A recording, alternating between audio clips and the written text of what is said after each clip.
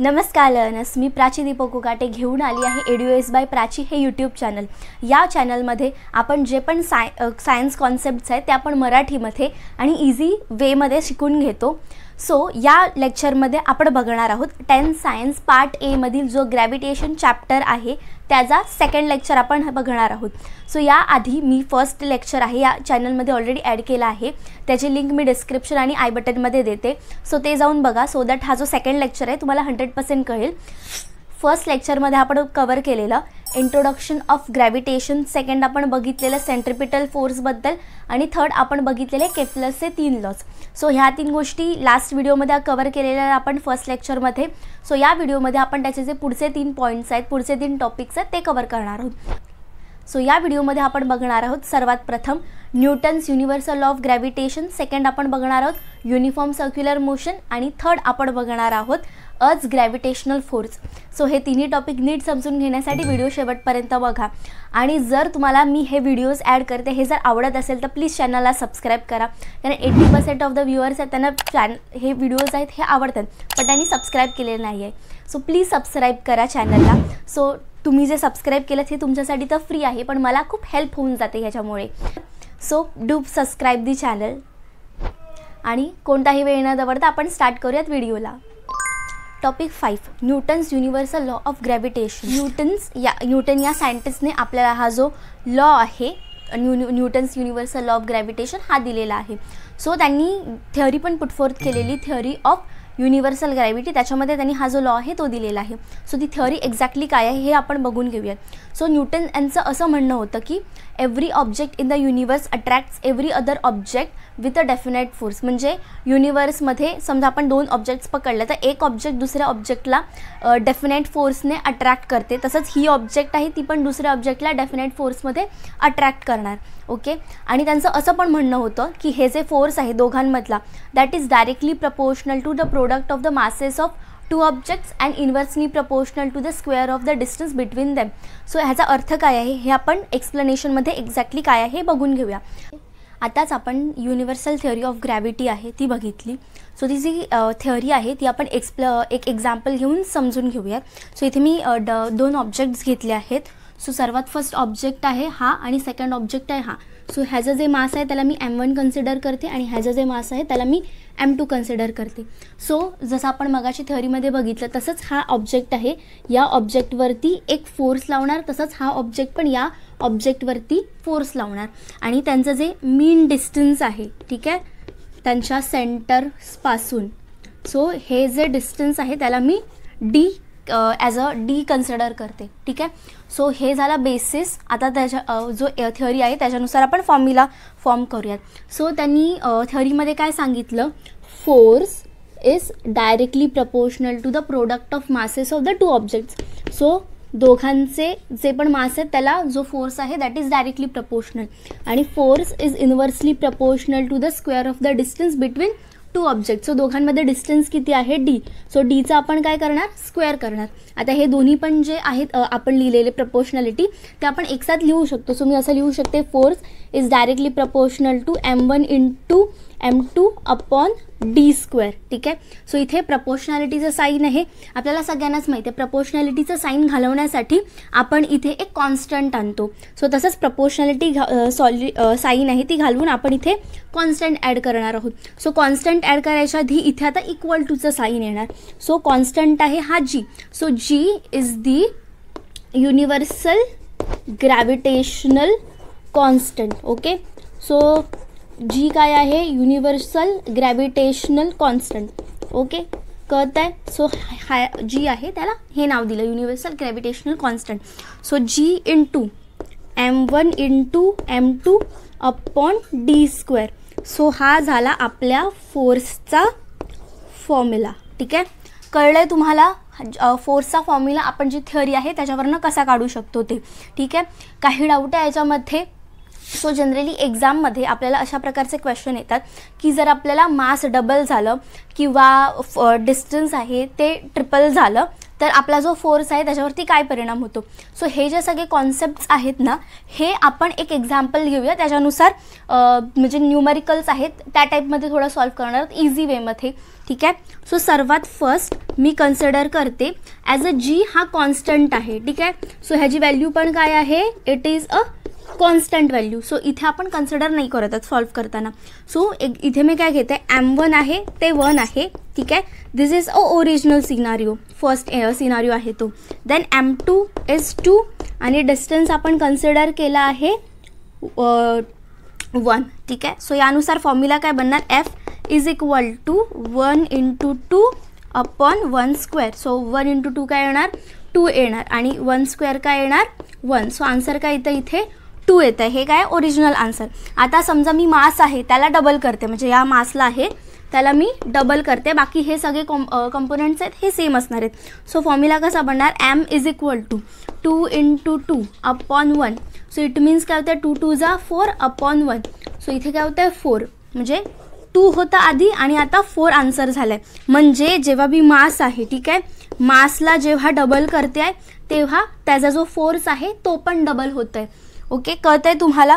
So हे एक्झाममध्ये जर तुम्हाला आलं, जेवढं तुम्ही मासला इन्क्रीज करणार त्याच प्रपोर्शनमध्ये जो फोर्स आहे तो पण इन्क्रीज होणार आहे. ओके, कळलंय हे तुम्हाला. मास इन्क्रीज होऊन फोर्सवरती जो परिणाम होतो तो आपण बघितला. तसंच आपण आता हा जो डिस्टन्स आहे, ठीक आहे, डिस्टन्स चेंज करून मासवरती काय परिणाम होतो हे बघणार आहोत. सो सर्वात फर्स्ट हे ओरिजिनल कंडिशन जे आपण घेणार आहोत. सो डिस्टन्स काय राहणार आहे, 1 राहणार. Then M1 is 1 and M2 is 2. ठीक आहे. सो फॉर्म्युला कसा बनणार, F is equal to M1 × M2 upon D square. ठीक आहे. सो M1 इज 1 आणि M2 is 2 upon 1 square. So 2 1 जा 2 आणि अपॉन 1. सो आन्सर काय आलं आहे, 2 आलं आहे. सो आता डिस्टन्स काय करणार आहोत आपण, डिस्टन्स आपण करतोय double. So D is equal to how much, 2. M1 is again 1 and M2 is equal to 2.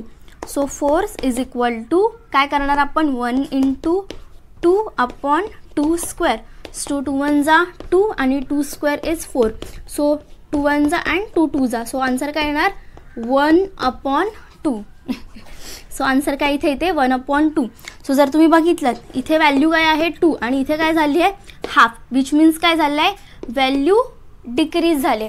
So नेहमी लक्षात ठेवायचं, जेवढं पण फोर्स आहे त्याची व्हॅल्यू, जेवढी पण डिस्टन्स आहे त्याची जी व्हॅल्यू जर आपण इन्क्रीज केली तर फोर्स काय होणार आहे, फोर्स डिक्रीज होणार आहे. का, कारण हा काय आहे, इन्व्हर्सली प्रपोर्शनल आहे. इन्व्हर्स व्हेरिएशन आपल्याला सगळ्यांनाच माहिती आहे. एक व्हॅल्यू जर इन्क्रीज होते तर दुसरी व्हॅल्यू डिक्रीज होणार आणि एक व्हॅल्यू जर डिक्रीज झाली तर दुसरी व्हॅल्यू इन्क्रीज होणार. सो इथे काय झालं आहे, आपण काय केलं, डिस्टन्स इन्क्रीज केला तर फोर्स कमी झाला. तसंच जेव्हा आपण डिस्टन्सला कमी करणार तेव्हा फोर्स काय होणार, इन्क्रीज होणार. कळलंय तुम्हाला हे.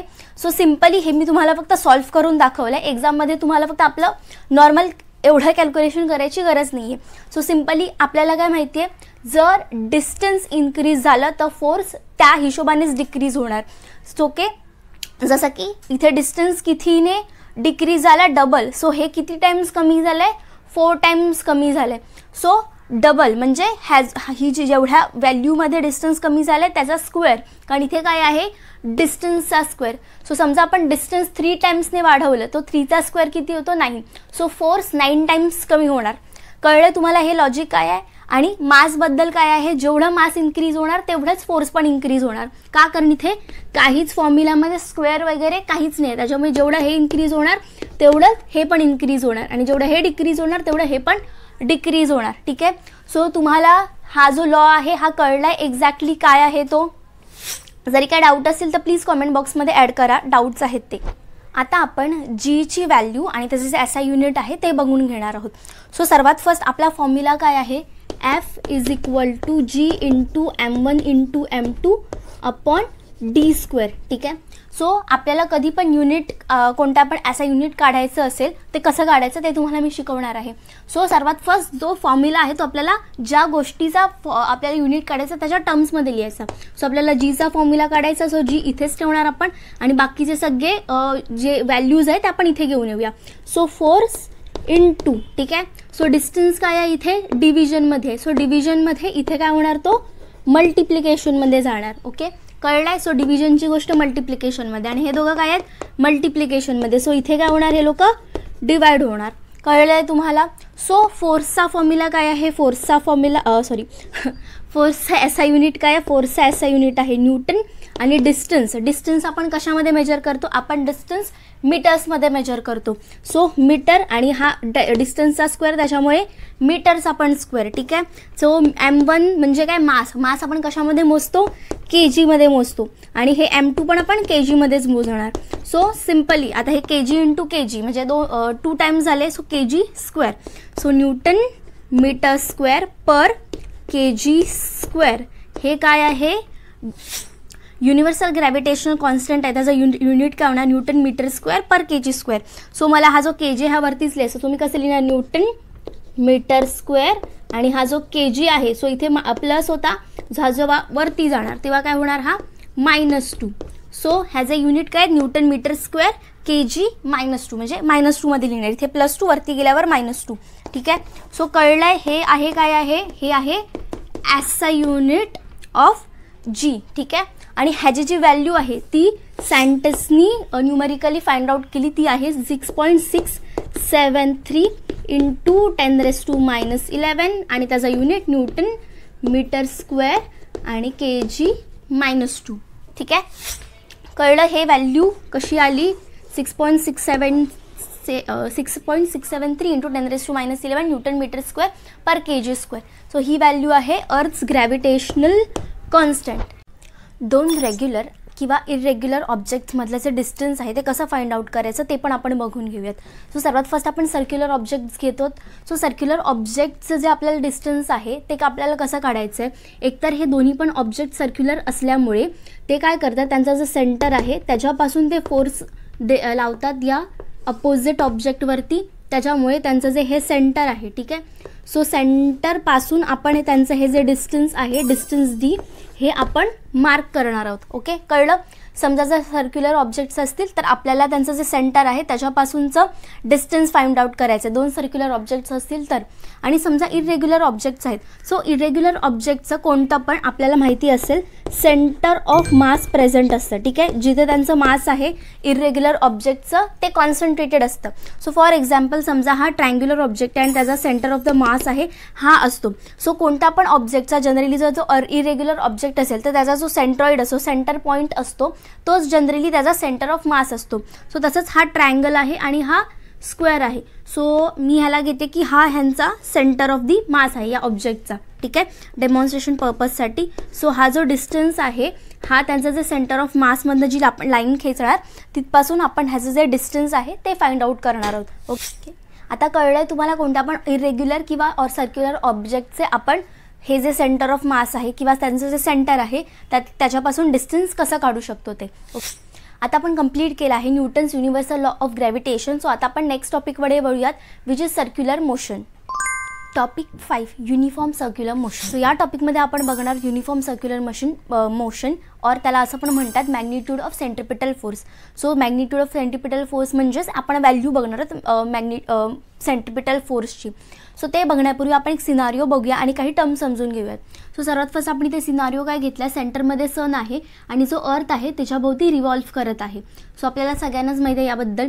सो इथे जो एफ आहे centripetal force. So centripetal force exactly काय असतो, सो सेंट्रिपिटल फोर्स आहे तो कोणत्या पण ऑब्जेक्टच्या सेंटरवरती लागतो. ठीक आहे.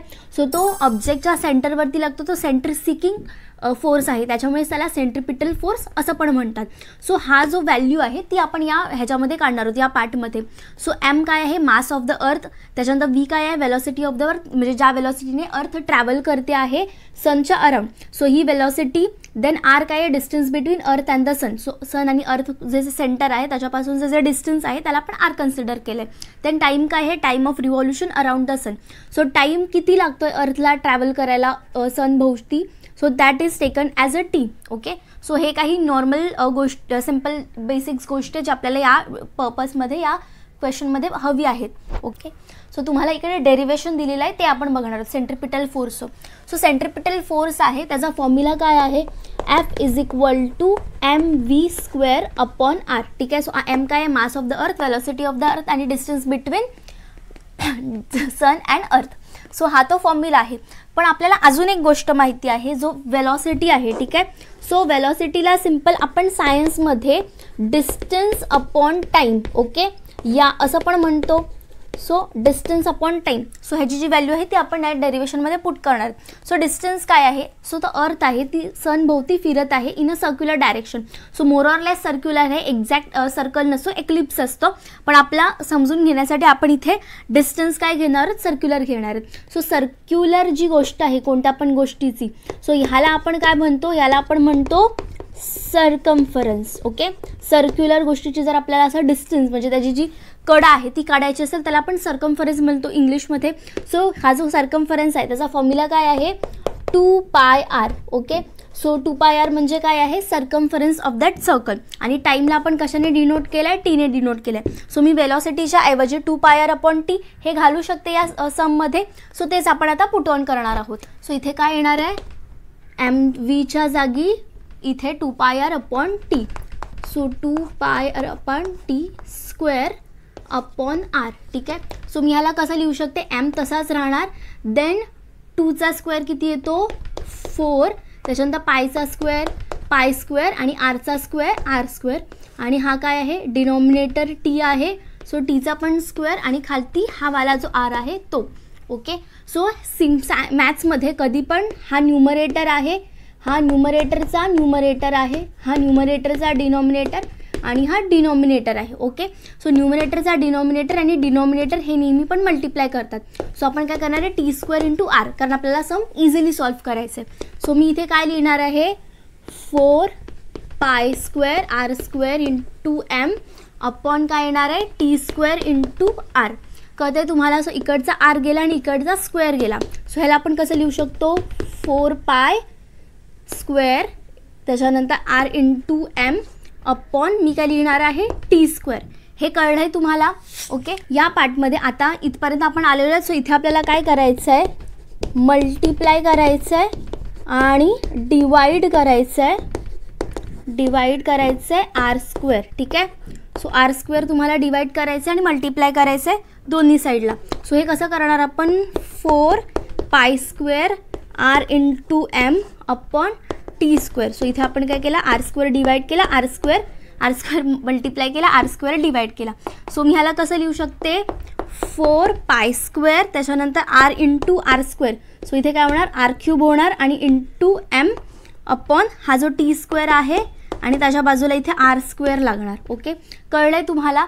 सो आपण फर्स्ट व्हिडिओमध्ये व्हॅल्यू बघितलेली t²/r³ जी आहे दॅट इज केप्लर्स लॉचा जो हे होता, थर्ड लॉ होता, की हे जे टाईम रिव्हॉल्युशन आहे आणि जे डिस्टन्स आहे बिटवीन द सन अँड अर्थ त्याचं एक रिलेशन आहे. सो त्या केप्लर्सच्या लॉमध्ये त्यांनी आपल्याला काय सांगितलेलं, so from Kepler's third law त्यांनी आपल्याला काय सांगितलेलं t²/r³ ही जी व्हॅल्यू आहे ना, ह्याची व्हॅल्यू कॉन्स्टंट आहे, म्हणजे कॉन्स्टंट आहे. सो कॉन्स्टंट t²/r³ कॉन्स्टंट आहे. सो ती व्हॅल्यू मी इथे पुट करू शकते. त्या कॉन्स्टंटला आपण इथे k घेणार आहोत, ॲज अ k कन्सिडर करणार आहोत. ओके. सो मी इथे काय करणार आहे 4π² त्याच्यानंतर m अपॉन हा r² इकडचा एक्स्ट्रा आणि इथे मी काय लिहिणार आहे k लिहिणार आहे. का उलटा का लिहिणार आहे, कारण t²/r³ ची व्हॅल्यू कॉन्स्टंट आहे त्याच्यामुळे मी इथे लिहिणार आहे. ओके. आता 4ची व्हॅल्यू आहे 4च राहणार आहे. पायची व्हॅल्यू काय आहे 22/7 किंवा जर आपण 3.142 घेतलं तर ते, आणि मास ऑफ द अर्थ आहे ते तर काही चेंज नाही होणार आहे. देन कॉन्स्टंट के काय आहे, हा कॉन्स्टंटच व्हॅल्यू आहे, म्हणजे त्याच्यामध्ये आपल्याला काही कॉन्स्टंट असल्यामुळे त्याचं काही व्हॅल्यू बदलणार नाही आहे. त्याच्यामुळे इथे सगळं एकच गोष्ट चेंज होऊ शकते, त्याचे ते डिस्टन्स बिटवीन सन आणि अर्थ हे. सो हा काय आपण डेमॉन्स्ट्रेशन काढत होतो, आपण इथे सेंट्रिपिटल फोर्सची व्हॅल्यू काढत होतो. सो सेंट्रिपिटल फोर्स काय आहे, इन्व्हर्सली प्रपोर्शनल आहे कोणाला, r²ला, म्हणजे डिस्टन्स बिटवीन अर्थ आणि सन जी आहे त्याला डायरेक्टली प्रपोर्शनल आहे. आणि आपण हे युनिव्हर्सल लॉ ऑफ ग्रॅव्हिटेशनमध्ये पण बघितलेलं. काय सांगितलेलं त्यांनी, distance between the two object is inversely proportional to the force applied on that object. So इथे पण या व्हॅल्यूमध्ये पण आपल्याला हेच प्रूफ झालेलं आहे की f is inversely proportional to the r square. Okay, कळलंय तुम्हाला? हा खूप इझी चॅप्टर आहे. जर तुम्ही एक दोनदा हे डेरिवेशन केलं तुम्हाला कळून जाईल. फक्त सिम्पल आपल्याला एक गोष्ट पुट करायची. सर्वात फर्स्ट जी व्हीची व्हॅल्यू आहे ती पुट करायची, त्याच्यानंतर इथे मल्टिप्लाय करायचं आणि डिवाइड करायचं आर स्क्वेअरने. Then you can easily solve this derivation. Okay, I hope तुम्हाला हे इझी वेमध्ये मी जे सांगितले कळतंय तुम्हाला. टॉपिक 6, अर्थ ग्रॅव्हिटेशनल फोर्स. आपल्याला सगळ्यांनाच माहिती आहे अर्थ आहे ती तिच्यावरती असणारा प्रत्येक ऑब्जेक्टवरती एक फोर्स अप्लाय करते, ग्रॅव्हिटेशनल फोर्स अप्लाय करते. ओके, तो त्या फोर्सविषयी आपण अजून काही जाणून घेणार आहोत. ओके, सो समजा अर्थ आहे, आता जो मून प्रेझेंट आहे त्याचा नॅचरल सॅटेलाइट, त्याच्यावरती फोर्स अप्लाइड करते from the centre of the circle. याच फोर्सला आपण काय म्हणतो? Gravitational force. तसंच मून पण अर्थवरती फोर्स अप्लाय करतो. सो आपल्याला सगळ्यांनाच माहिती आहे की सी वॉटर आहे त्याचे जे लेवल्स आहेत दिवसातून 2 वेळा राईज होतात आणि कमी पण होतात. सो ह्याला आपण काय बोलतो? लो टाइड्स आणि हाय टाइड्स. जेव्हा वाढतात सी लेवल्स आहे त्याला आपण हाय टाइड्स म्हणतो आणि जेव्हा कमी होतात त्याला आपण लो टाइड्स म्हणतो. सो हे का होतं? हे होतं मूनच्या ग्रॅव्हिटेशनल फोर्समुळे. म्हणजेच मून आहे अर्थवरती जो फोर्स अप्लाय करतो त्याच्यामुळे हे जे लो टाइड्स आहेत हाय टाइड्स आहेत ते होतात. सो या इथे मून प्रेझेंट आहे त्याच्यामुळे हा जो रिजन आहे इक्वेटर रिजन, ठीक आहे, इथे जास्त वॉटर लेवल्स वाढणार. सो हा काय आहे? हा आहे हाय टाइडचा एरिया. आणि जिथे प्रेझेंट नाही आहे मून म्हणजे हा जो एरिया आहे, ठीक आहे, हे जे एरिया आहेत पोलार रिजन, ठीक आहे, या केसमध्ये सो हे काय आहेत?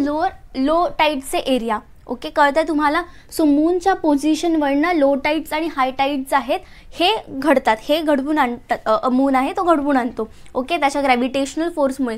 सो तुम्हाला कळलं आहे लो टाइड्स हाय टाइड्स काय आहेत. सो इथे आपण छोटासा एक्सपेरिमेंट करण्यात, माझ्या हातामध्ये हेअर क्लिप आहे त्याला मी असं वरती उचलते, ठीक आहे. सो बघूयात. आता जर तुम्ही बघितलं सो क्लिप आहे तो वरती गेला एक स्पेसिफिक डिस्टन्स नंतर, ठीक आहे, त्याची वेलोसिटी 0 झाली आणि तो खालती आला. असं काय झालं? कारण हा जो क्लिप आहे जेव्हा मी वरती त्याला फेकला तर त्याच्यामध्ये जी पण फोर्स आहे त्याची पण फोर्स होती त्याच्यामुळे त्याची वेलोसिटी इन्क्रीज झाली. पण ॲट अ सर्टन पॉईंट जो त्याची एनर्जी होती ती कंप्लीट खतम झाली. त्याच्यामुळे एका सर्टन पॉईंटवरती जो ग्रॅव्हिटेशनल फोर्स आहे त्याने खूप जास्त त्याला पुल केला, त्याच्यामुळे त्याची वेलोसिटी 0 झाली आणि तो धडकडून खालती आला. हेअर क्लिप आहे तो.